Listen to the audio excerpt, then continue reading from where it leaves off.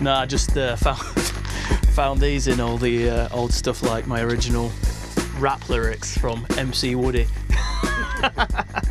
He's making his debut next year on the next album. No, not really.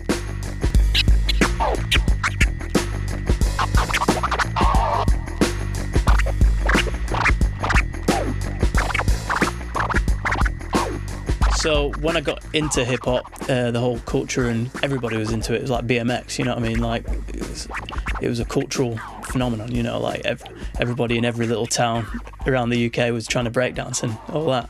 I wanted to be a rapper, basically. I used to make little beats on, well, I say make beats. I used to play rock, the rock beat on my Casio keyboard, and used to write raps to that, basically. I used to try and do graffiti because I was always an art kid. Like I've always been into drawing, and I was always into all of it. But when I saw Jam Master Jay, that was kind of like, wow, I want to do that.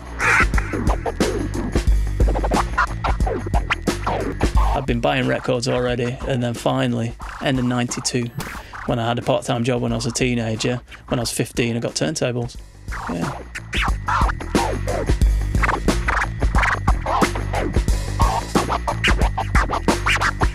My whole ethos is sounds cliche, but that whole thing of like that whole hip-hop ethic, you know, coming fresh. It's like a b-boy thing, you know. It's not about being able to do what everybody's doing. It's about being able to do what they're doing and bring in something new. That was the thing that excited me when I watched a battle. Every year at the DMC, you'd check it out. It's like, what's Prime Cut's doing there? It's like he's got his finger on the fader and he's Jesus, you know, like, and it was like new scratches every year. So that was what I needed to do, you know, like if I had cat and hell's chance of beating these dudes.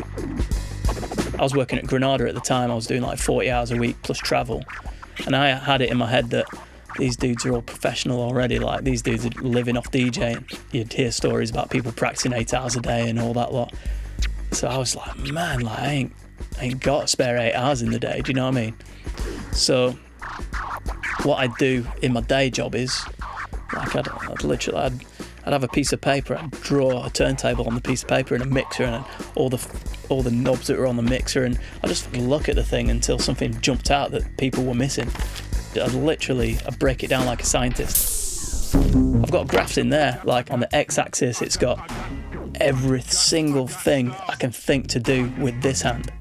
Like any possible thing I can do with this hand on one axis, and on the other axis it's every possible thing I could do with this hand on the mixer or on the turntable, and I'd see where they join up and see what people are missing. So I'd have all these sort of theories like written down before I even got to the turntables, because I knew that 2 hours I had tonight when I get home, like after work, right, it's got to be productive. Do you know what I mean? I think I may have thought that I invented the thumb rubs, like doing the sort of the hydroplanes just with your thumb and stuff, and I thought that was something. But yeah, it's loads of mad stuff, like all these weird little illustrations and yeah, I mean whatever that means. And I think the idea was, if I could do everything and make every sound with just one hand doing something on the platter, then I could do other weird stuff with the mixer, basically. One-click peckers get a flare effect. One quick twiddle crab pecker combos. Yeah, I don't know, yeah, there's loads of stuff. It's just all mad sort of alien language.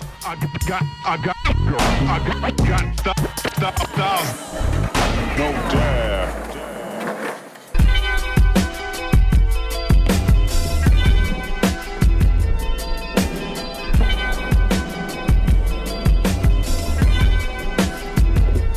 Came across this way of basically using your thumb as the main kind of digit to maneuver the record. Any fader movement you can do on a crossfader, you can apply to your thumb and it'll break that sound up in a similar way to the crossfader. So I started experimenting with doing crabs on the thumb and doing twiddles on the thumb, and through that I came up with the Woodpecker.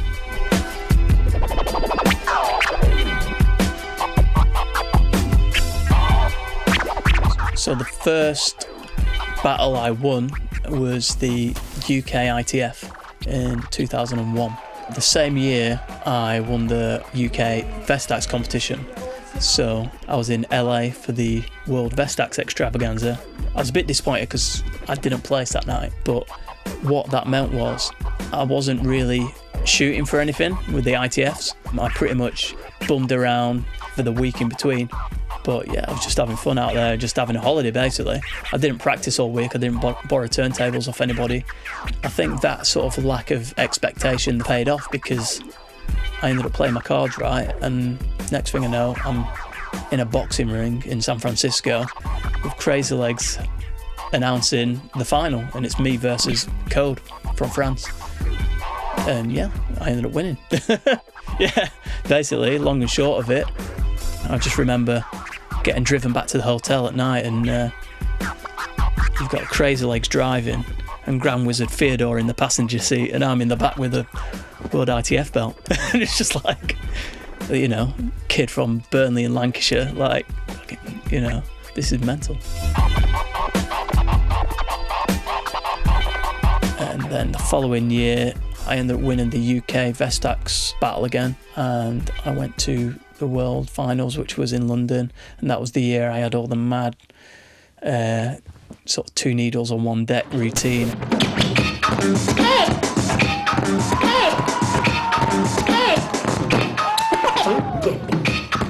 And I ended up winning the World Vestax that year. Then after that, like, opportunities started happening. I started touring and started getting gigs and stuff, and yeah, I sort of hung my sort of battling boots up at that point.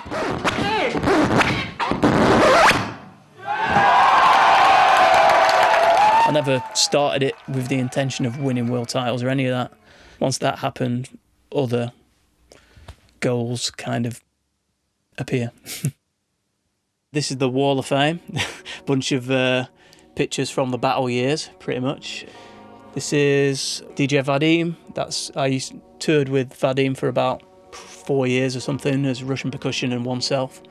This is when I was on tour with Loot Pack in America in 2002. So we've got Rome's, Wild Child and Madlib. This is another big influence, Mixmaster Mike. Yeah, that was when I met him. This one is one of my favourite DJs, Mr. Thing. This was the first time I went to China. I was told I was one of the first ever Western hip-hop DJs to play China. And this is the dude who started it all. Yeah, Grand Wizard Theodore. Biological androids, not even real. Biological androids, not even real. So after winning the first UK Vestax competition, I was chatting to the UK Vestax guys, about I've got some ideas for a turntable if you're interested. My original idea was actually to have more buttons that you could program to different pitches, and I got told that Vestax Japan are looking at doing this kind of turntable. And then I got sent the initial drawings. D Styles was involved, Rika Ruka was involved, XS, Tico, Mike Boo. I think I was the only guy outside of the States who was asked to get involved with this project. So I started sending drawings back of how I'd have it. My idea was to have the note buttons sort of in the workable area of the turntable. So we were all in Japan for the Vestax Extravaganza, so we had a big sort of meeting at the Vestax headquarters with that, and finally, after various sort of design ideas had gone back and forth, they finally made it. Yeah, so all the people who was involved in making it got sent one of these, a Controller One turntable.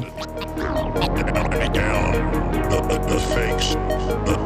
The fake. You've got all these buttons that are programmed to change the platter speed at musical increments. So you've got a whole bunch of scales on there. You can choose major or minor scales. You've got octave up, octave down buttons. You've got like a toggle that goes in between semitones, so you can get in between notes. And we're just sort of breaking out of that limit of 33, 45 RPM, you know, and all of a sudden we're able to talk to musicians, you know, what key are you in? Okay, right.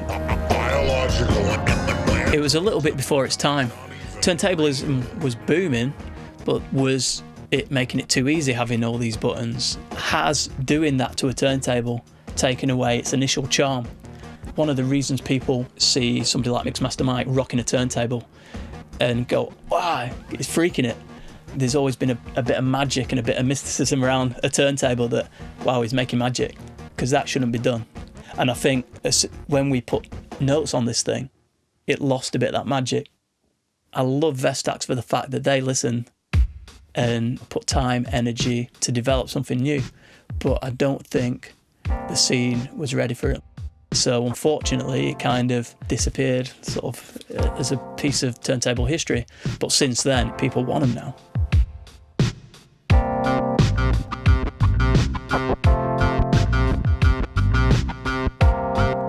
One of the ideas that I put forward to Vestax was to have an aspect to the design that was useful for the faderless scratching, to have various little notches all around the platter, like 360 around the platter.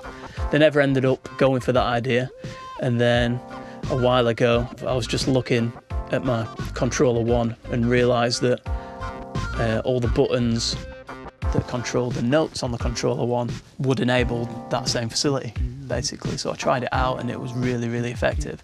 Obviously not everybody's got a Controller One, so I based the grind strip spacing and shape and whatnot on the buttons of the Controller One, and basically sort of for, yeah, pretty cheaply you can kind of stick that around the side of your platter and get all these crazy tear sounds and stuff.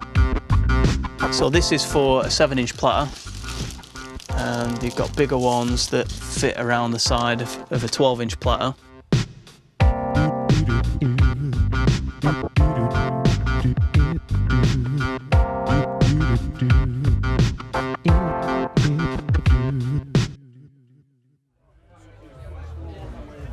Community Scratch Barbecue, make some noise please. This man needs no introduction. It's DJ Woody. Make some noise. Untouchable, incredible, untouchable, incredible, untouchable, incredible, untouchable, incredible. Listen and learn. If I'm not doing gigs or not making music or whatever like that, the most fun I can have on the turntables is like just exploring basically, you know, like that's what I enjoy, figuring out a way to make music on the turntable that sort of pushes it.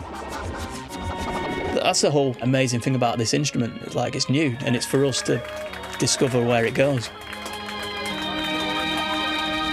It's amazing that turntablism isn't bigger than it is, because sample music changed everything.